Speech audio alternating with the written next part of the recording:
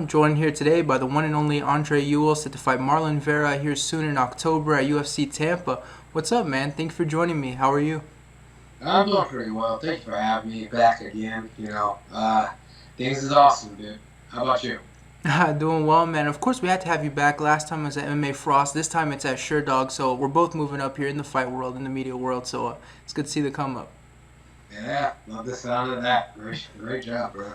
For sure. Let's talk about this fight a little bit before we get into anything else. Like I mentioned, you're fighting Marlon Vera. It's a step up. I thought it was good matchmaking. What was your reaction when they came to you with this name? Truth be told, excited. Actually know Marlon, so he's pretty cool cat. Don't know him like personally, but we hang around with each other, and the dude's actually pretty awesome.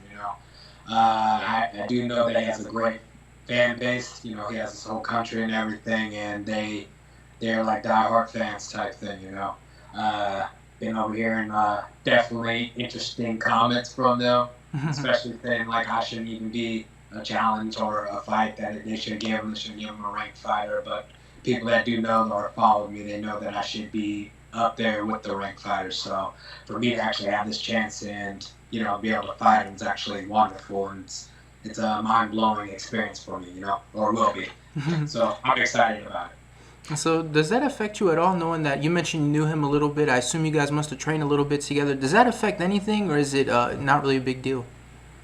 Well, we didn't train with each other. I'm actually not a fan of like all that, but yeah, we haven't trained with each other. Like when I say we hung, we did a little thing with Jonah. It's like a little fun foundation type thing, coming in there. He's getting ready for like a super surgery, and basically a whole bunch of teammates, other friends, families, and stuff like that all came together, to show support, and I was part of the group and everything. So he was there.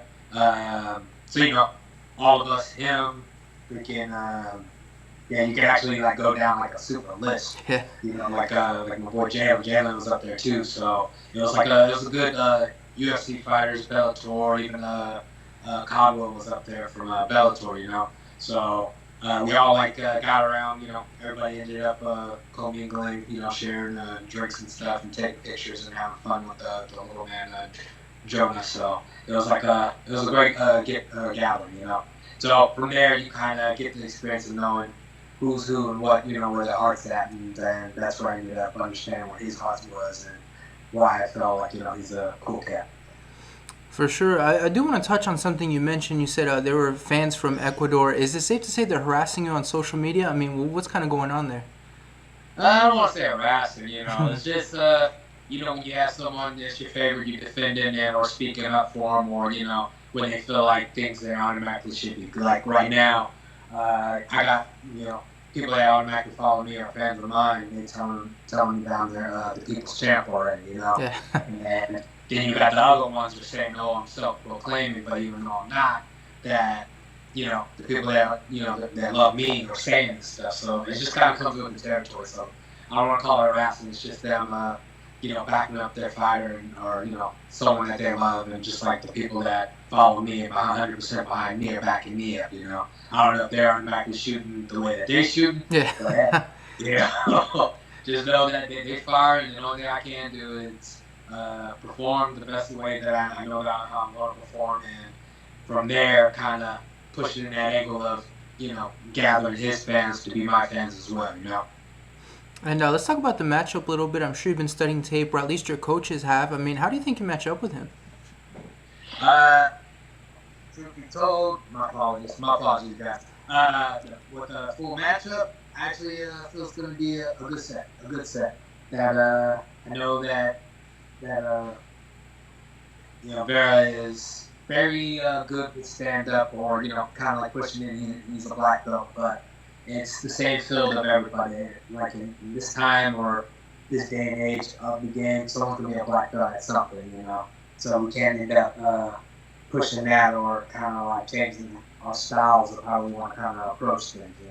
People already know that I am a stand-up guy, and if I end up on the ground, I get majestic like a mug, and But at the end of the day, his style versus my style is actually perfectly matched for my style, and just like my style is perfectly matched for his style. So it's just about whose game plan is going to automatically land first or go first. And the way I look at it is, if you ain't first, you're last. Something to keep out of today.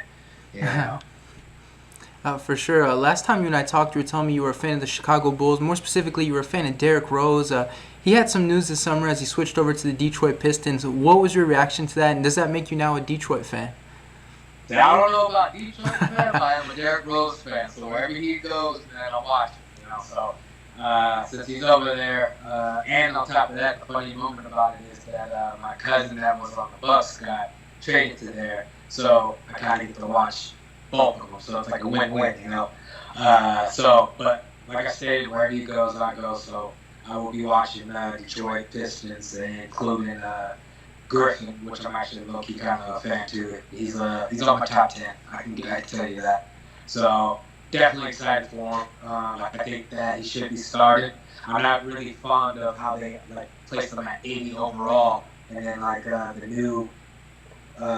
the new basketball player that's on the Pelicans, I believe. Oh, Zion. Zion. So there you go, Zion. They got him at overall 82. And it's like everybody in the world right now is like, fuck, everybody in the world right now really felt sad about that, or complaining and shooting their shots. And hey, Derrick Rose basically did amazing last year and finished up about 85, but they should have boosted him up to 88 overall. To be honest, I think I'm a little bit better. It should be at least about 88, 89 in my eyes. But hey, it is what it is, But this year I know he's gonna end up playing, and we'll probably see the MVP, the brand new version of the MVP, Derrick Rose this year. So I'm excited about that. And I want to touch on something you said earlier. I like how you casually just dropped that you have a cousin in the NBA, no big deal, just someone I know that happens to play basketball. Who's your cousin? Name's Tony Snell. That's not. I thought it was going to be someone we never heard of. Of course we know who Tony Snell is. Come on. Played with Kawhi and everything, same school and everything. So, so that is, cousin, family and all that other stuff, whole nine. And all I ended up doing it that way because, fact I thought everybody already knew. But if you didn't, there you go. Yeah. The voice there. I assume the family must treat him a lot differently knowing that he's in the NBA now. I assume a lot of family members asking for money, people you didn't realize were related to, talking to you now. It must be pretty crazy at the family reunions. You can go ahead and say that. It gets very competitive. Yeah. Even though he's at the top, at the top of the stool or the ladder, if you want to go ahead and say, because everybody knows in basketball, numbers are different, where fightings, numbers are beyond different, and people are automatically fighting. So, they end up understanding. They know that I'm in the beginning, but they're all happy for me. So they kind of use me as that. This is our favorite cousin. Or they'd be like, this is our favorite cousin. Something like that. Kind of get very competitive, and I think it ends up showing when we all start playing dominoes or something. Oh yeah. So it's I know you're the basketball player. And it's I know you're the fighter, but dominoes is a different world. So let's go. So it kind of keeps it competitive but fun and nothing but love, So it doesn't get too blown up, but nothing but, love again, as I always stated. Well, I assume the competition also has to be between you guys. Who's going to get that championship first? Whether you're going to get the championship belt or he's going to bring home that ring. Is there that sort of rivalry there?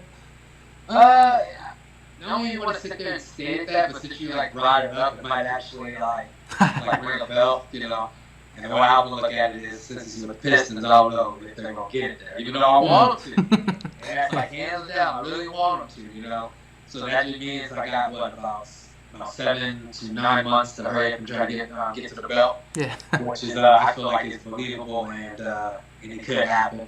But, setting up fights and starting fights, because, I kind of want to get another fight in by the end of the year. So, if anything, by the end of 2020, I should be fighting for that, for the title, or at least contending where they should be making it happen, So that's the goal, and if I end up winning before him, I think we'll be sitting fairly well on this ride, For sure, especially if you get it first, you have to do like Shaq, where you just casually remind everybody that you have a championship every time you can. Walk around with the belt like it's no big deal.